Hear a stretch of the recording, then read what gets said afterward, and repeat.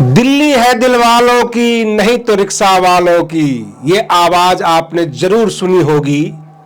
मैं आरडी भारती और आप देख रहे हैं बिहारी सुल्तान। 40 लाख बिहारी किसके साथ? दिल्ली विधानसभा चुनाव में ये नारा गूंज रहा है, सवाल है, डिबेट हो रहा है। 40 लाख बिहारी किसके साथ? दिल्ली विधानसभा के चुनाव में जो निकल कर आया है 17% दलित वोटर और 28% पूर्वांचली, और इन दोनों वोटरों के ऊपर अल्पसंख्यक वोटर को जोड़ दीजिए। इन 3 प्रकार के वोटर पर कुछ ज्यादा ही मायाजाल फैलाई जा रही है। राहुल गांधी जी, प्रियंका गांधी जी पैदल घूमेंगे लोगों के बीच। जो डॉक्टर कन्हैया कुमार है वो पूर्वांचलियों को लुभाएंगे। इमरान प्रताप गढ़ी और इमरान मसूद ये सब के सब अल्पसंख्यक मोहल्ले में डेरा डालेंगे। आकाश आनंद बसपा के नेशनल कोऑर्डिनेटर और बसपा के सभी बड़े नेता भी SC ST क्लास के जो भी विधानसभा है वहां पर डेरा डालने वाले हैं, पैदल घूमने वाले हैं। सवाल ये उठता है कि बहन मायावती जी क्या पैदल मार्च करेंगी? क्या किसी मोहल्ले में जाएंगी? बिल्कुल आमने सामने का टक्कर है। केजरीवाल साहब के निशाने पर भाजपा है और भाजपा के निशाने पर केजरीवाल। लड़ाई बराबर की है। लेकिन आपको एक नया खुलासा कर दें, कांग्रेस के निशाने पर बसपा है और बसपा के निशाने पे कांग्रेस है।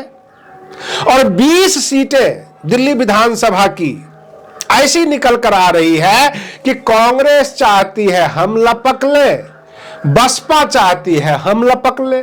उसमें किरारी विधानसभा भी है, उत्तम नगर भी है, अंबेडकर नगर भी है। बहुत सारी दिल्ली जैसे मटिया महल, चांदनी चौक, बहुत सारे विधानसभा ऐसे हैं जहां पर SC ST और अल्पसंख्यक जोर बरजोर में है, बराबर की टक्कर में है। और बहन मायावती जी ने कई बार दलित मुस्लिम गठजोड़ करके चुनाव में उतरी है। दोनों जो है मतदाताओं को बसपा के ऊपर भरोसा है और राहुल गांधी जी इन दोनों को लपक लेना चाहते हैं। पूर्वांचलियों को कब्जा करने के लिए डॉक्टर कन्हैया कुमार को पैदल मार्च करवा दिया गया है। घूम रहे हैं, जगह जगह लोगों को मोटिवेट कर रहे हैं। कांग्रेस ये चाहती है अगर दलित मुस्लिम मतदाता हमारे पक्ष में आ जाए तो आम आदमी पार्टी भाजपा हम सबको रगड़ देंगे। इमरान प्रताप गढ़ी सांसद भी है कांग्रेस के और बड़े लच्छेदार शेरो शायरी करते हैं। इमरान मसूद पहले बसपा में हुआ करते थे, उसके बाद कांग्रेस में चले गए, आजकल सांसद भी हैं। तो मेरा कहने का तात्पर्य यह है कि कांग्रेस के निशाने पर बसपा के मतदाता, बसपा के नेता है। कल को इन दोनों नेताओं में, दोनों कार्यकर्ताओं के हुजूम में अगर कोई टकराहट हो जाती है तो आश्चर्य की कोई बात नहीं होगी, क्योंकि 20 विधानसभा को कांग्रेस कब्जाना चाहती है और उस विधानसभा में बसपा के मतदाता बहुत ज्यादा है। बसपा अपनी जोर आजमाइश पे लगी हुई है। अब यह प्रश्न उठ जाता है कि दिल्ली के अंदर 40 लाख बिहारी मतदाता हैं ठोक के। और आपको बता दें, समय समय पर जो बयान आए हैं, शीला दीक्षित जो पूर्व मुख्यमंत्री दिल्ली की हुआ करती थी, उन्होंने बिहारियों को चोर उचक्का भी कहा था। जितने भी लूटपाट होते हैं बिहारी आके करते हैं। पी चिदम्बरम जी ने भी जो है आईना दिखाया था और कहा था ये बिहारी मजदूर वगैरह क्यों आ जाते हैं, दिल्ली को गंदा करते हैं, बिहारियों को गंदा कहा था। और तो और अरविंद केजरीवाल साहब भी दूध के धुले हुए नहीं हैं। उन्होंने भी कहा था कि दिल्ली के अस्पतालों में बिहारियों की भीड़ रहती है। तो बिहारियों के साथ सबने अपना अपना हाथ धोया है, आज क्यों भीख मांग रहे हैं? टोटल 40 के 40 लाख बिहारी अगर बहन मायावती जी को वोट दे दे तो बहन जी सत्ता में आ जाएंगी। दारो नदार बिहारी वोट पर है, पूर्वांचली वोट पर है। मैं आपको कुछ क्लियर कर दूं, जो पूरे बिहार के निवासी हैं वो तो बिहारी हैं ही, लेकिन बिहार से पश्चिम जो उत्तर प्रदेश का इलाका है, खास करके बनारस तक, गाजीपुर है, बलिया, देवरिया, कुल मिला के पूर्वांचल आप समझ सकते होंगे। वो पूर्वांचल का एरिया, उनका कल्चर और बिहारियों का कल्चर एक जैसा होता है। छठ घाट पर दोनों एक जैसे ही लगते हैं। जमुना साफ हुई नहीं, केजरीवाल साहब की जो सत्ता रही है, सरकार रही है, उसमें जमुना घाट पर छठ घाट नहीं बन पाया क्योंकि जमुना मैली थी। तो बिहारियों को कुछ ज्यादा खास नहीं मिला। मध्यम वर्गीय लोगों को इन्होंने कुछ नहीं दिया, निम्न वर्गीय लोगों को थोड़ा बहुत केजरीवाल साहब ने राहत दिया। अब लड़के कहते हैं कि आपने फ्री में टिकट महिलाओं का दिया है तो महिलाओं से वोट ले लीजिए, हम आपको क्यों दें। तो बीच में दबाव में आकर छात्र छात्राओं को भी इन्होंने टिकट फ्री किया था। अब जेंट्स जो है उनको बड़ी तकलीफ होती है बस में, मेट्रो में, जब उनके सामने उनसे पैसे लिए जाते हैं और महिलाओं से पैसे नहीं लिए जाते हैं। तो वो तो बदला लेंगे ही लेंगे कि आपने महिलाओं को फ्री में टिकट दिया था तो फ्री में वोट आप भी उन्हीं से ले लीजिए। और लोग कहते भी हैं, जो आम आदमी पार्टी का हुजूम चलता है उसे कहते भी हैं कि जिनको फ्री किया था उनसे फ्री में वोट ले लो, हम तो फ्री में गाड़ी नहीं चढ़े हैं। इस तरह के ताने भी मारे जाते हैं।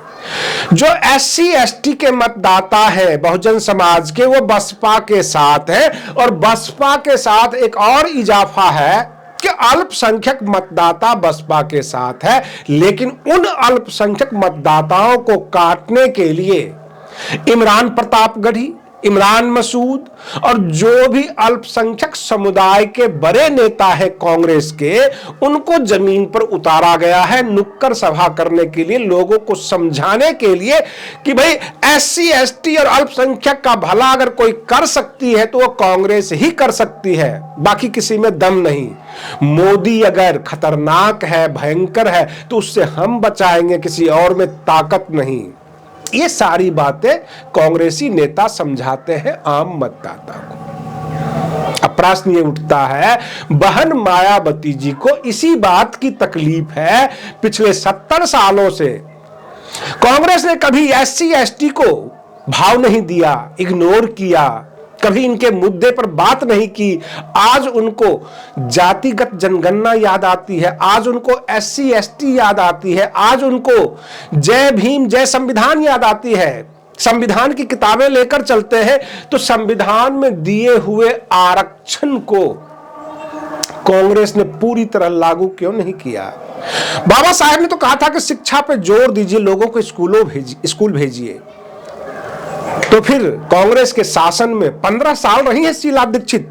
क्या आप ये सवाल कर सकते हैं, क्या दिल्ली की मतदाता ये सवाल कर सकती है कि 15 साल दिल्ली की मुख्यमंत्री शीला दीक्षित रही कांग्रेस की, उन्होंने स्कूलों में कितने SC ST के बच्चों को भेजा, SC ST के आरक्षण पर कितना काम किया, कितने नाले को साफ करवाया और कितने झाड़ू लगाने वाले वाल्मीकि समाज के लोगों को सुरक्षा प्रदान की, उनका घर बना कर दिया, उनके जीवन की बेहतरी की। ये सवाल होगा।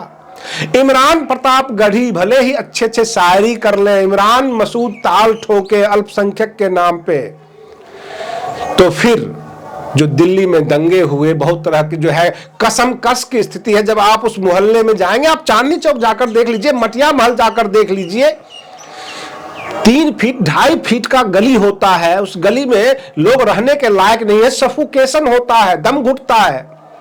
ऐसे मोहल्ले में लोग गुजर बसर कर रहे हैं। कांग्रेसी सरकार ने उनके लिए क्या किया। बहन मायावती जी हमेशा से आवाज उठाती रही और बहन जी ये कहती है कि हमने उत्तर प्रदेश में एक बार शासन किया, 2007 से लेकर 2012 तक काफी कुछ बदल दिया, बदल के रख दिया। जो अपराध मुक्त उत्तर प्रदेश हमने बनाकर रख दिया था। अगर ये सच है तो आप इसे एक लाइक जरूर कर दीजिएगा। रही बात ये कि दिल्ली विधानसभा का चुनाव में खास करके पूर्वांचल और बिहारी मतदाता टारगेट पर आ गए हैं, ऐसे भाजपा और जो है आम आदमी पार्टी उनके निशाने पर भी है। लेकिन कांग्रेस को लगता है लेफ्ट कॉर्नर कि मेरे सामने बसपा कमजोर है, आर्थिक रूप से कमजोर है, तो हम क्यों नहीं इनके मतदाता को दबोच लें। कारण कि जहां जहां भाजपा पहुंचती है वहां वहां आम आदमी पहुंचती है। पैसे में दोनों बराबर है, ये लोभ लालच देते हैं तो वो भी देते हैं, ये पैसे देते हैं तो वो भी पैसे दे देते हैं। लेकिन जहां पर कांग्रेस पार्टी हावी होती है, बसपा लालच देने में थोड़ी सी पीछे रह जाती है। कुल मिलाकर अगला खबर क्या होगा यह लेकर हम आपके सामने प्रस्तुत होंगे।